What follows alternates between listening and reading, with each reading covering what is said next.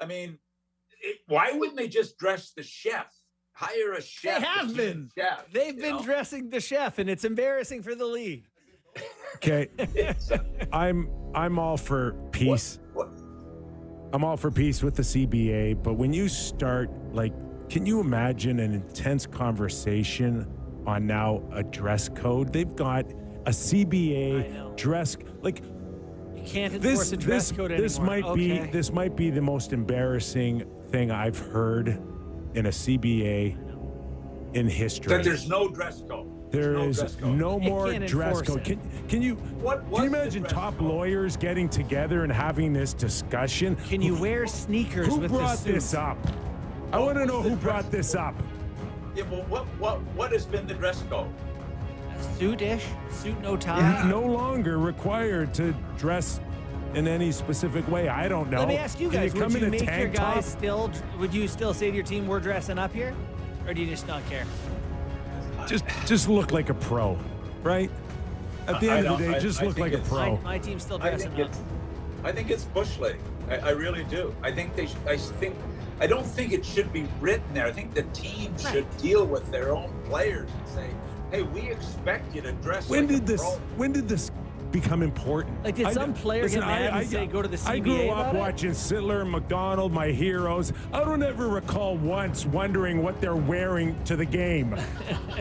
It used to be a big part of our pregame show with Ron McLean and Grapes. Oh, look at the God, Grapes. We could be blaming Grapes on this one. I don't know. Grapes had it right. It'll get the boys coming in looking good. I love Grapes' comments on, "Hey, 2 minutes for looking great." Oh, that was the Coyle, by the way. rocket. Coyle to Columbus, by the way. Yeah. Who? Charlie Coyle. The Columbus from Columbus. Colorado. All right, another guy off my list. Why? Because they need the money. Colorado needs the space. And Columbus needs NHL players. Why would Columbus take him? Did they not watch him play last year? Listen, hey. maybe you got to get to a floor too.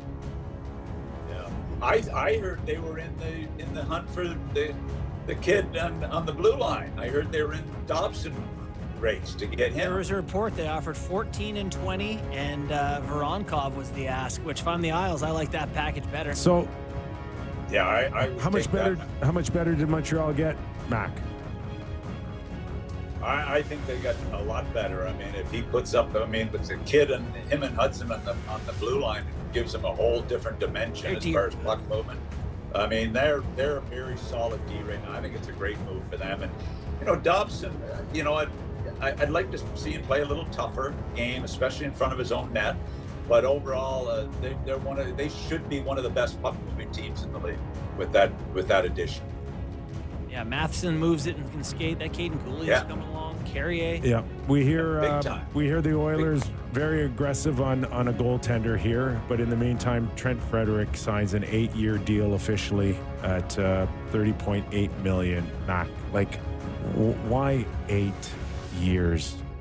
I don't see this. I don't either. I like Frederick. I like his game. I like his energy. I like his bite. Who was the guy the Islanders signed for Engvall. 7 years? Oh my God, I forgot. I had that in my pocket. You know why I forgot his name? Oh my God. Yeah. Where did that? So this one is, to me, it's kind of goofy. I don't get it. We haven't had a chance to have you weigh in on some of the other deals. Were you surprised that Vancouver picked up Evander Kane? I don't mind the Kane deal. I mean, he's got 1 year left. They are, and you know what? I can't believe it. He's a Canadian. He is a Canadian. So they've got 2 now on their team, I think. Oh boy. Oh boy. That's great. That's great. I'm thrilled. The second Canadian forward. What? There's a good chance he'll be on his best behavior. I got to be careful. I was out at a reception last night, and I had a lot of people chirping me about, being tough on Vancouver. I must have said something about Demko at one time, did I? Anyway, giving me the shots last night. Would you trade him now, Mac, or would you take your chances on him coming back and being healthy and being the goalie that everybody knows that he can be a top guy?